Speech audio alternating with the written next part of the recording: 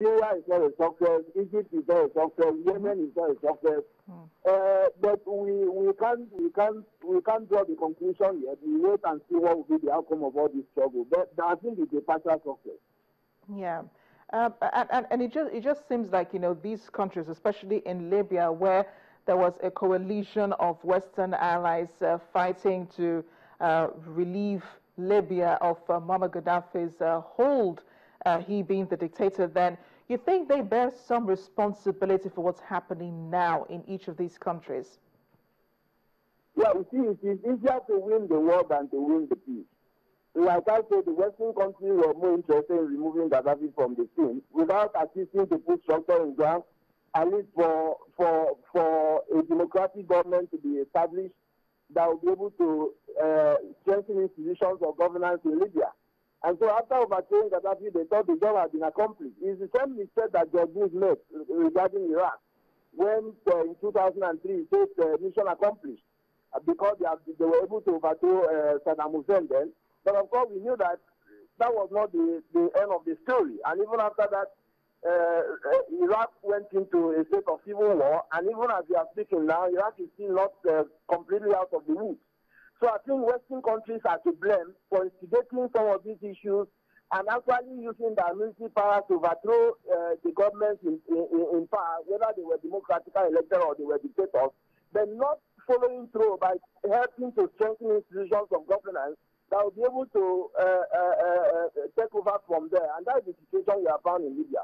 And I think I put the blame squarely on the doors of the Western countries. And it does seem, Professor, like, this is a pattern with most Western countries when they are trying to intervene in crises like these in Africa.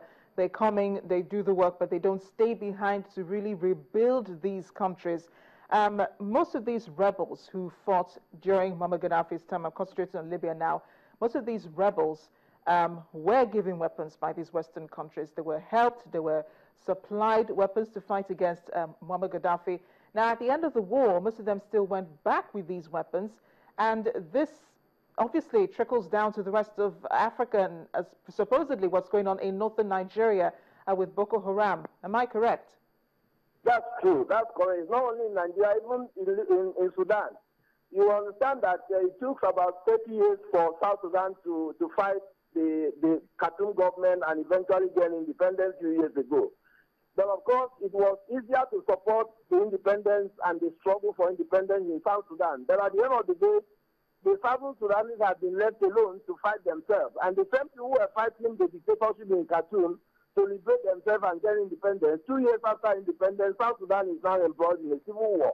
So you can mention a number of countries like that, where the Western countries appear to support democracy, but they do not have the muscle to follow through to ensure that these transitional societies are established and that they actually have the institutions that are strengthened to be able to take off from there.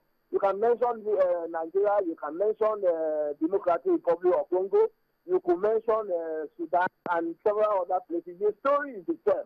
It's a failure of Western countries who are preaching and exporting democracy to third world countries, but they are not willing to support these systems and stabilize them for them to be on their feet.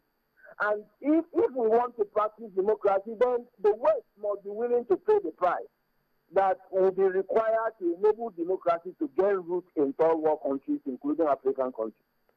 I want us to look forward here, Professor, because at the end of the day, we're back here in Africa, we're dealing with our problems, and yet we're still looking up to the West to help us. But what's the way forward? How do countries like Tunisia, Libya, and Egypt, how do they get back on track?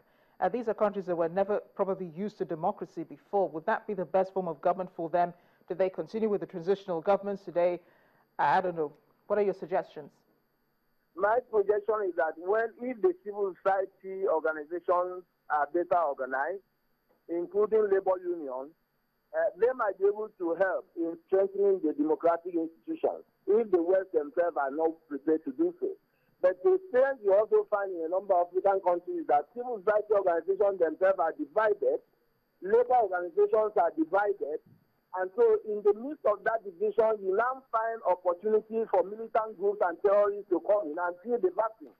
So I think one of the solutions for an inbuilt democratic institution is for civil society organizations, including the labor, to be united so that it's not just enough to go on the street and say demonstrations and remove dictatorship, but who takes over from there?